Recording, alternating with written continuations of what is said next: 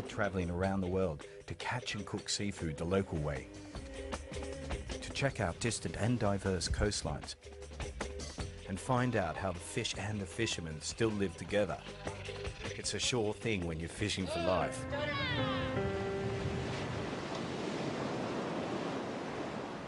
For our next feast, we're heading to Miami, the original Fun City. We're going to discover Jimbo's, the best-kept secret on the East Coast, and hit the Gulf Stream with first mate Rob and skipper Mark to hunt monster sharks. Miami, gateway to the Caribbean, where the rich and glitzy go to the beach, and a fish dinner can cost you more than a Gucci handbag. Rob's wangled us a seat on today's charter. The striker belongs to skipper Mark, a professional veteran of 30 years, and nemesis to the local sharks. The work is round the clock, 7 days a week, as weather and punters permit. His guests are from all over the world and pay top dollar to get a shot at a monster shark. Today, they're amateurs from Brazil, and they're as keen as coffee. This is downtown Miami here, business district. Every morning, we go right in front of all the bankers and all the lawyers. They see us going out to the ocean, and they wish they were me. I've been doing it professionally for over 30 years, and I probably caught more sharks on rods and reels than any human being in the world. It's a label I take with me to my deathbed. First task is to catch the bait. Today we're going to be using these quill rigs. We'll be marking schools of 1,000 to, a couple thousand fish under the boat. We'll be dropping these down, catching live bait. Live bait's very important when we're catching the eating fish we're going to be catching today. We're heading to the Gulf Stream, just 12k off the Miami coast. This is a visible band of flowing water, like an ocean river. Okay guys, let's go fishing. We're going to catch a lot of bait today. They're using feathers as tackle, bright colours attached to a series of tiny hooks. It's Mark's job to find the fish and keep on them. Rob is in charge of the lines and de-hooking the catch. What we do is we don't want to touch them. They're real sensitive. We use this de-hooker. You just get it in here, oppose the hook, falls right off, great bait. If we touch them, we'll be knocking his slime and his scales off. Without touching them, they stay real nice, real fresh and pristine. They make it all look easy.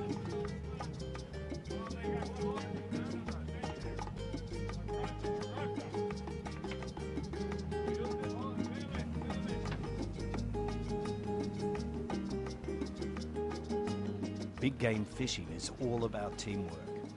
Robert's our first mate here, and he's been with me for about a year or so, and pretty good fisherman. Well, he says I'm a good fisherman. He's got to put me on the fish for me to catch him. So, between the two of us, we do pretty well. We're catching what other people are dreaming of having for dinner. We're out there catching it every day, and you get the advantage of getting home and eating some of the freshest fish South Florida has. Preparing the lines and baits is an art, and Rob works like a surgeon. These are the mackerel we're going to be using for the thresher sharks. I'm going to start by deboning it. Then I'm going to sew the hook set into it. So your hook set is down in through the middle. Both hooks are sticking out the sides. Now I'm going to stitch it up.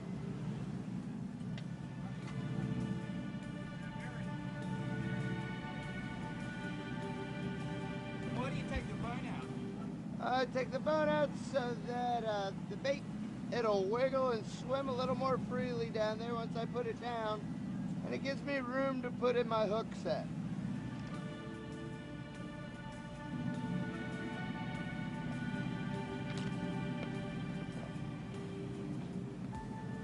And then, that is our finished bait. It'll be laying in the water like this, into the current. And the fish will come up from behind. And there's no way he's getting away from that hook set. He's on. On or gone. Today Mark is targeting the elusive and deep water thresher shark. With its distinctively long tail, they can measure up to 20 feet, and according to the skipper, their fighting power is formidable. What I'm gonna do is run the kite out. And I'll be running baits from the main line up to the kite and then back down into the water. What's the purpose of that? The purpose is the kite is just to keep my baits separated. It allows me to fish a lot of baits in a little area. One of these live baits out on the kite. And that's it. We're gonna let him out here. And we're gonna let the kite line out as we let our fishing line out. Just like a big outrigger. The kites are used to spread the lines, and the floats keep the live bait near the surface.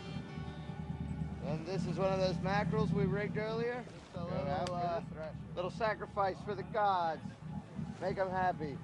Give old Neptune his swallow for the day. Enjoy, buddy. These guys will do anything for a catch. The rods are all loaded, and from what Mark says, there's sure to be fireworks.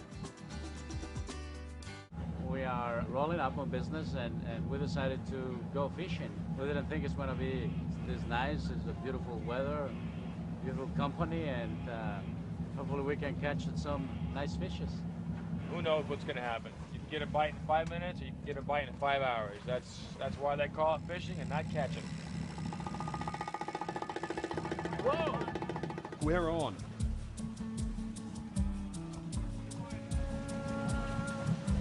Could this be our dinner?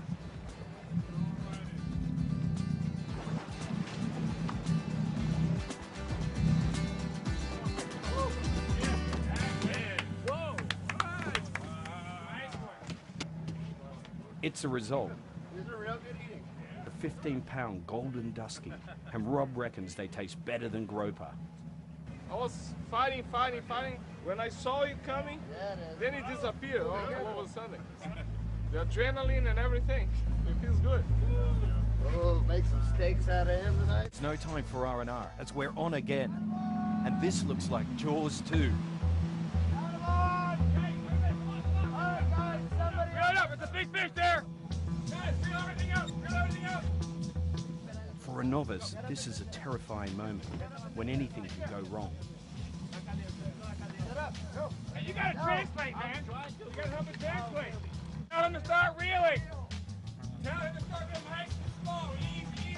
If he's winding, sometimes you won't be able to get any line. You're winding for nothing, so don't do that. Slowly. Fighting a fish is like having sex with a woman, not yourself. Go slow.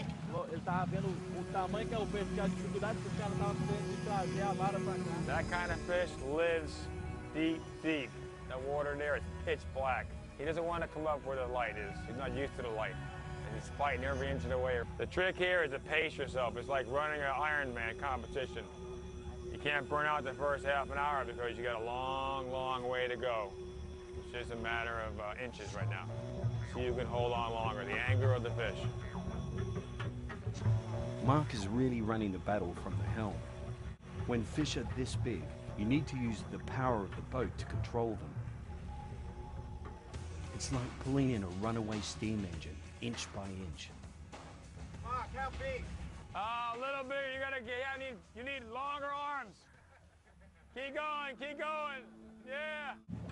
How long's he been in the chair? He's been in the chair about 2 hours now, a little over 2 hours, I think. Long fight. Still not over yet. Probably got like another hour left at least.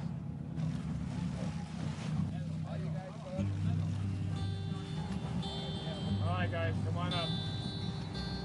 Yeah, you guys will be happy up there when we get this fish up. The line is coming in, but there's hardly any fight. This signals the end. The trophy is theirs, but it's not a straightforward catch. The shark has been hooked in the tail. I have a strange relationship, love-hate probably, with the sharks. You do love the animals and you hate to kill them. The Brazilians have their trophy. Tomorrow's another day, another big shark. Signing off.